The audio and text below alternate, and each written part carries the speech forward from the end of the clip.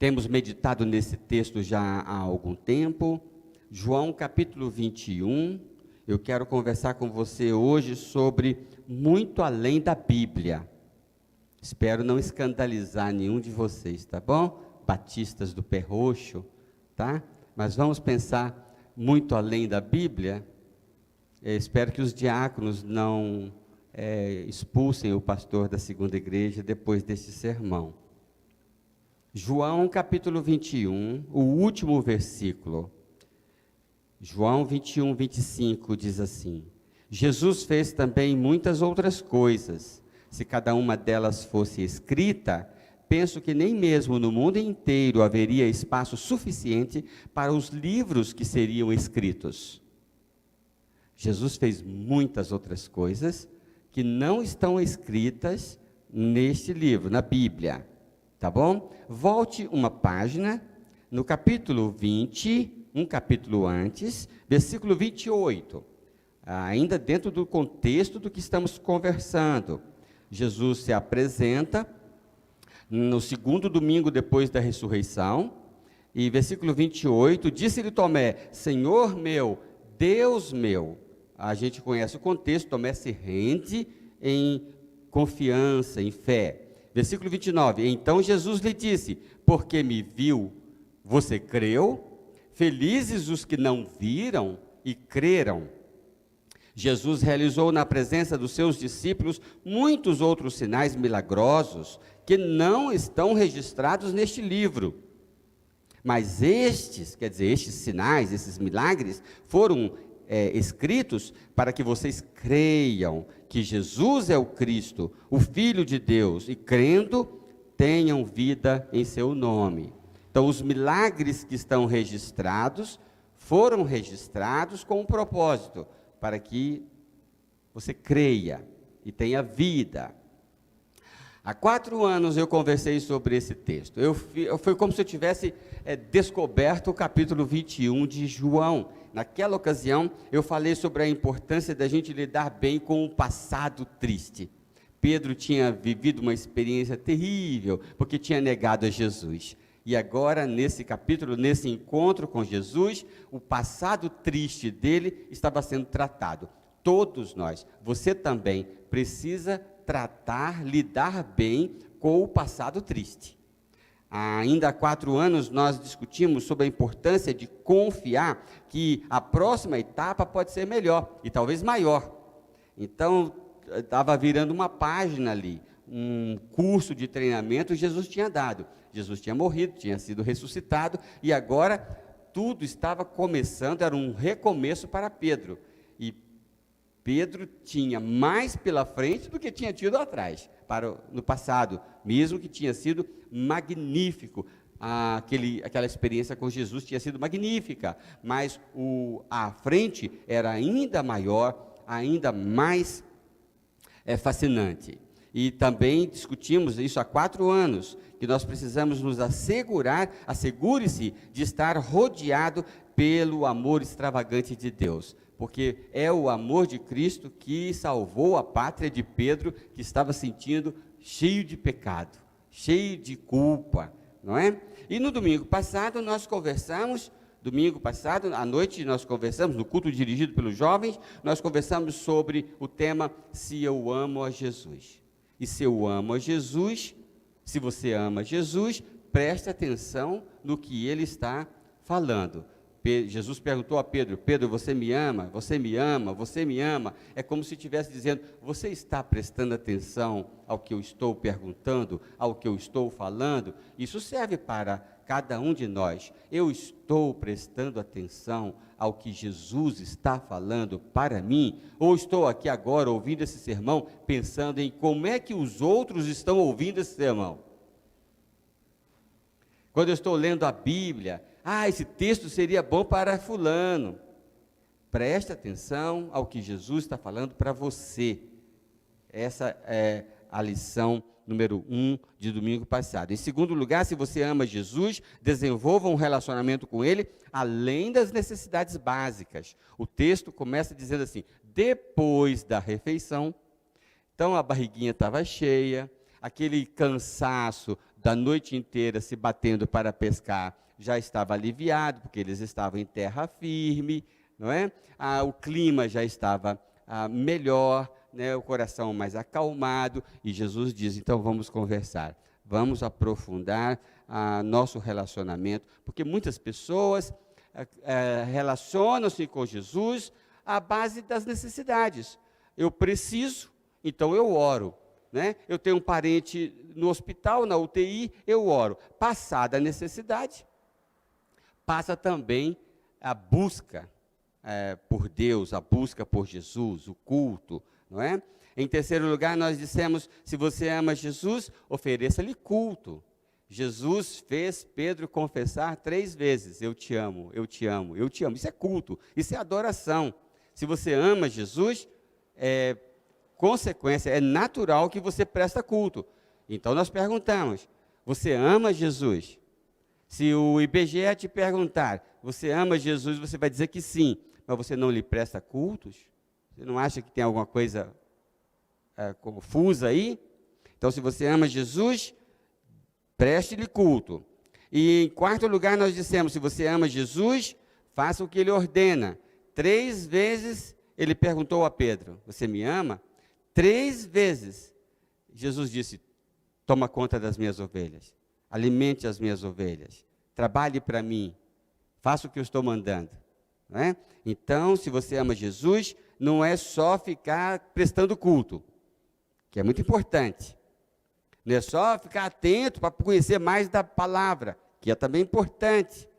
Mas também tem que obedecer. Obedecer significa fazer o que ele mandou e não o que eu quero fazer. Não é? Hoje eu quero concluir essa série pensando nesse último versículo. Jesus fez também muitas outras coisas, se cada uma delas fosse escrita, penso que nem mesmo no mundo inteiro haveria espaço suficiente para os livros que seriam escritos. Porque muito Jesus fez. Livros que foram escritos, temos aqui. Mas o que João está dizendo é que muitas outras coisas aconteceram que não estão aqui. Então, há algo mais além da Bíblia. Tá certo? E em João 20, temos um texto correlato, paralelo, um capítulo antes, o mesmo autor, dizendo que isto que foi escrito com o propósito de atender à necessidade da evangelização do testemunho. Tá bom? Então, eu quero dizer alguma coisa para você aqui, e queria que você guardasse no seu coração e aplicasse. Em primeiro lugar, confie muito, mesmo se receber pouco. Confie muito, mesmo que você receba pouco. Impressionante a nossa capacidade de responder ao que recebemos, né? Jesus disse a Tomé, porque me viu, você creu, felizes os que não viram e creram. Jesus tem em mente pessoas que não receberam as oportunidades que os discípulos tiveram, não viram o que Tomé viu. Parece com você? Você esteve fisicamente com Jesus? Não. Mas Jesus está dizendo que felizes são aqueles que vão crer como Tomé creu, se rendendo por inteiro, mesmo não tendo tido as oportunidades que Tomé teve, que é o seu caso. Você não andou com Jesus fisicamente, mas crê em Jesus como Tomé creu. Então, confie muito, mesmo que você não tenha tido as grandes oportunidades que aqueles discípulos que viveram com Jesus fisicamente tiveram. Mateus 25, 23 diz assim, o Senhor respondeu, muito bem, servo bom e fiel, você foi fiel no pouco, eu o porei sobre o muito, venha e participe da alegria do seu Senhor. O que Mateus está dizendo? Que nós podemos fazer crescer, multiplicar as oportunidades que nós temos. Eu fiquei pensando, aqui todos sabem ler. Todos têm Bíblia. Essa meninada Tudo tem 3, 4 versões da Bíblia no celular. É muita oportunidade, não é? E lá nos lugares que há perseguição, que a pessoa tem um pedacinho da Bíblia, uma folha da Bíblia, você já ouviu histórias, né? Conseguiu levar uma Bíblia, aí cada um pega uma folha, né?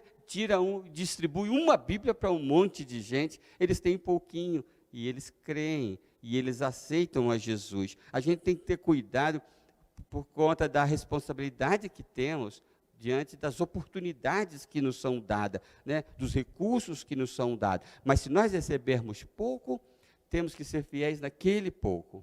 Estes foram escritos e chegaram até nós, estes milagres escritos, para que possamos responder a estes milagres, né?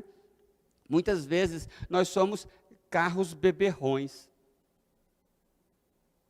Já teve, pastor Carlos, um carro beberrão que faz 2, 3 quilômetros com 1 litro de gasolina, né? Ele gasta muito. Às vezes, os crentes são como carros beberrões. Para andar, eles gastam muito combustível. Isso eu estou ilustrando a vida cristã. Para dar um testemunho de Jesus, precisa participar de um congresso de 6 dias intensivo, lá manhã, tarde e noite, recebendo instrução para poder dar um testemunhozinho de Jesus. Então ele precisa de muito para poder produzir um pouquinho. Não é o que o texto está nos sugerindo, né? Está nos sugerindo sermos mais produtivos, com menos recursos, né? Devemos absorver melhor, como uma boa terra. Mateus capítulo 13, né, termina com: e não realizou muitos milagres ali por causa da incredulidade deles. Então, não adiantava Jesus fazer mais, porque a terra do coração era ruim. Vamos lá em Mateus capítulo 13. Mateus capítulo 13.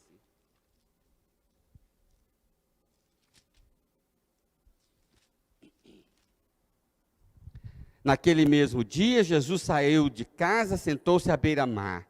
Reuniu-se ao redor uma multidão tão grande que, por isso, ele entrou num barco, assentou-se. Ao povo reunido na praia, Jesus falou muitas coisas por parábolas, dizendo: o semeador saiu a semear, enquanto lançava a semente, parte dela caiu à beira do caminho, e as aves vieram e comeram. Parte dela caiu em terreno pedregoso, onde não havia muita terra, e logo brotou, porque a terra não era profunda. Mas quando saiu o sol, as plantas se queimaram e secaram, porque não tinham raiz. Outra parte caiu entre espinhos, cresceram e sufocaram as plantas. Outra ainda caiu em boa terra, deu boa colheita, a 100, 60 e 30 por 1. Aquele que tem ouvidos, ouça. Os discípulos aproximaram-se dele e perguntaram: por que falas ao povo por parábolas? Ele respondeu: a vocês foi dado o conhecimento dos mistérios do reino dos céus, mas a eles não. A quem tem será dado, e este terá em grande quantidade. De quem não tem, até o que tem lhe será tirado. Por esta razão eu lhes falo por parábolas, porque vendo eles não veem, e ouvindo não ouvem nem entendem. 14 ainda: nele se cumpre a profecia de Isaías: ainda que estejam sempre ouvindo, nunca entendem, nunca entenderão. Ainda que estejam sempre vendo, jamais perceberão, pois o coração deste povo se tornou insensível, de má vontade ouviram com os ouvidos e fecharam os seus olhos. Se assim não fosse, poderiam ver com os olhos, ouvir com os ouvidos, entender com o coração e converter-se, e eu os curaria. Mas felizes são os olhos de vocês, porque veem, e os ouvidos de vocês, porque ouvem. Então você escuta, você lê um versículo da Bíblia, mas o seu coração está sensível, e aquilo se multiplica. Faça crescer o que você recebe, mesmo que receba pouco, faça desenvolver como uma boa terra sensível, receptiva, né? Em segundo lugar, perceba as grandezas das obras de Cristo, além das reveladas na Bíblia. Perceba Deus. Hoje mesmo eu lia alguém comentando a natureza. Às vezes algumas pessoas tiram fotos do sol se pondo, postam na internet, colocam ali alguma palavra bonita dirigida a Deus ou ao que Ele fez. O texto diz assim: muitas outras coisas Jesus fez. O evangelista percebendo, destacando a obra de Deus. Jesus fez também muitas outras coisas. Ele fez muitas outras coisas, além das que estão escritas na Bíblia. Ele fez muitas outras coisas na minha vida. Ele fez muitas outras coisas no meu tempo, na minha geração. Jesus continua fazendo muitas coisas ao meu redor, no meu tempo, na minha igreja. Então, o evangelista está sendo um estímulo, uma motivação para eu perceber quão grandes são as obras de Deus ao meu redor. O Salmo 19, versículo 1 diz assim: os céus declaram a glória de Deus, o firmamento proclama a obra das suas mãos. O problema não é aprender de Deus pelas experiências que nós vivemos. Nós vivemos experiências na nossa rotina e percebemos muito de Deus. O problema é dar a essas experiências uma autoridade quando essas experiências ferem a Bíblia. Entram em contradição, em choque com a Bíblia. Mas nós vivemos, a vida continua, há uma dinâmica. A Bíblia é a palavra de Deus, mas a palavra de Deus não está trancada e exclusivamente aqui dentro. Ele continua falando, motivando, mexendo conosco, moldando conosco, realizando maravilhas. Ele continua agindo, né? Perceba a grandeza de Deus. Você tem muito e eu tenho muito para louvar a Deus, além dos muitos milagres e feitos que estão na Bíblia.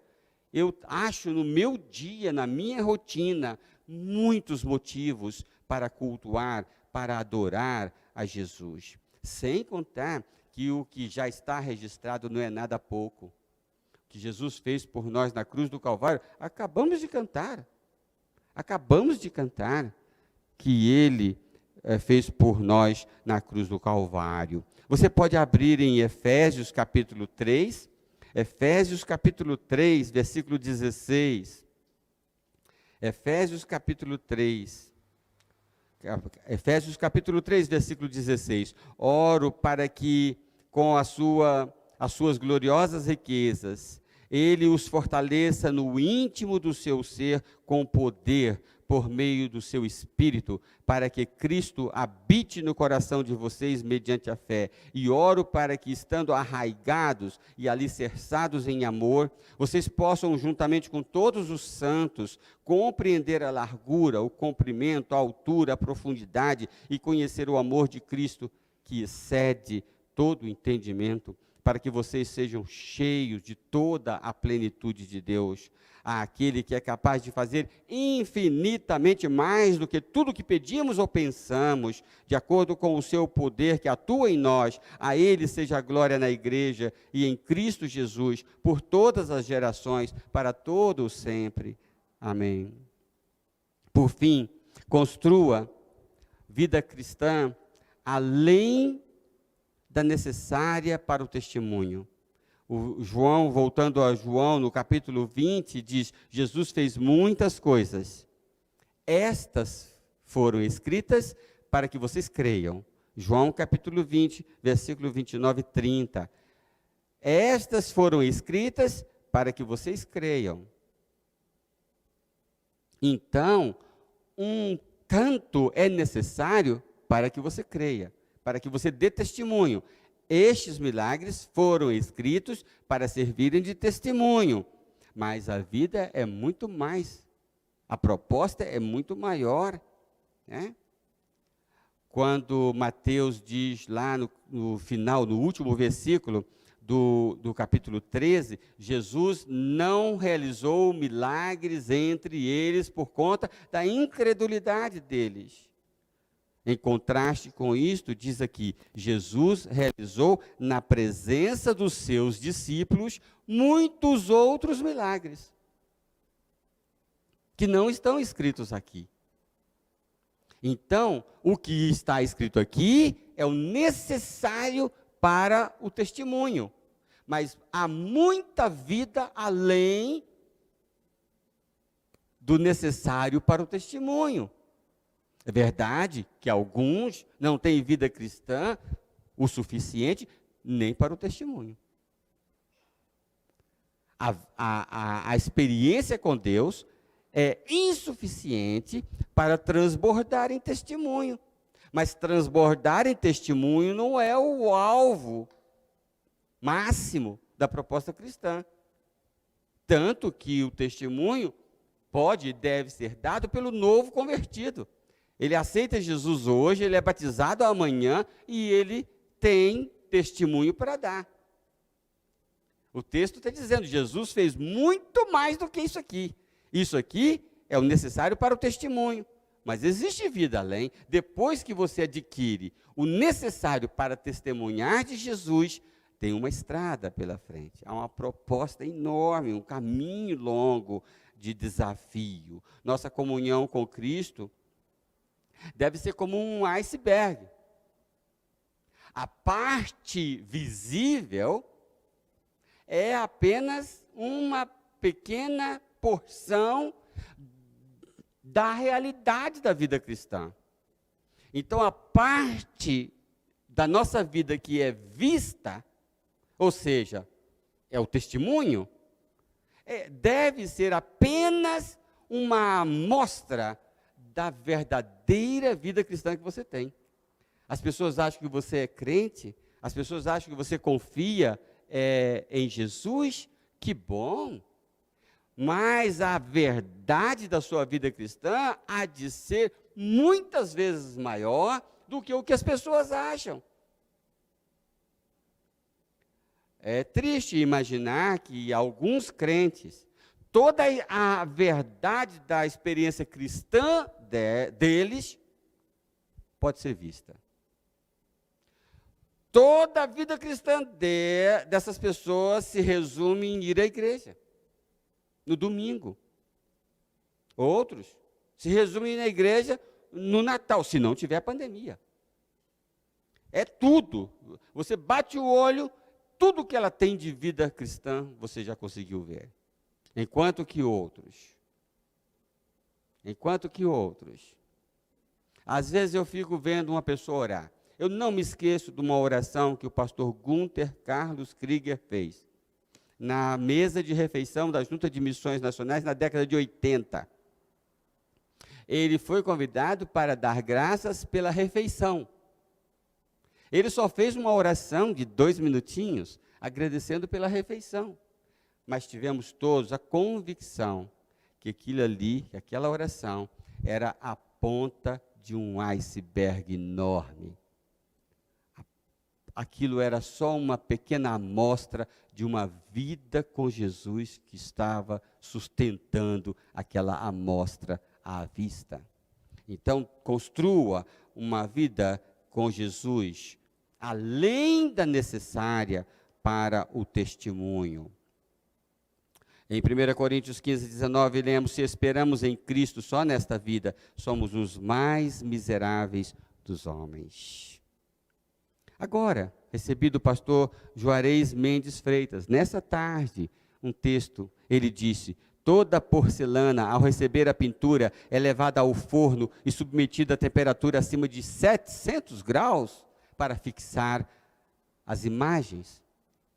O trabalho pode ser repetido várias vezes, com uma nova demão de tinta e mais calor, até se alcançar a qualidade e a beleza desejadas. Como filhos de Deus, estamos no meio de um processo pelo qual a imagem de Cristo está sendo formada em nós. Achei isso muito, muito bom. E falou para mim. Paulo declara essa verdade no texto de Romanos 8, 29, continua o pastor Juarez Mendes Freitas. Deus nos predestinou para sermos conforme a imagem de seu Filho, Também em 1 Coríntios 15, 49 escreve: assim como tivemos a imagem do homem terreno, teremos também a imagem do homem celestial. O apóstolo continua em 2 Coríntios 3, 18: estamos sendo transformados segundo a imagem com a glória cada vez maior. Você tem vida cristã para dar testemunho? Bom, muitos não têm. Mas isso não é o fim da sua caminhada, não é o fim da jornada, não é o fim do caminho, não. É o começo do caminho. Tenha vida cristã além do que você necessita para testemunhar. E cantamos agora, acabamos de cantar: sei que a tua fidelidade leva a minha vida mais além do que eu posso imaginar. Como é que você consegue isto? Concluo. Disposição para crer. Jesus não fez porque não criam, eram incrédulos. Disposição para crer. Segundo, exposição a Jesus. Jesus realizou muitos outros milagres na presença dos discípulos. Eles estavam expostos à presença de Jesus. Exposição à presença de Jesus. E obediência, porque a gente recebe mais à medida que obedecemos. Muito do que conhecemos de Deus, conhecemos porque demos passos. Há um Pedro formado, estava lá, no clímax da sua vida cristã, da sua experiência com Cristo. Jesus disse para ele: segue-me. Vamos começar agora. Então você pensa que está terminando a sua jornada? Jesus está dizendo: você está só começando a sua jornada.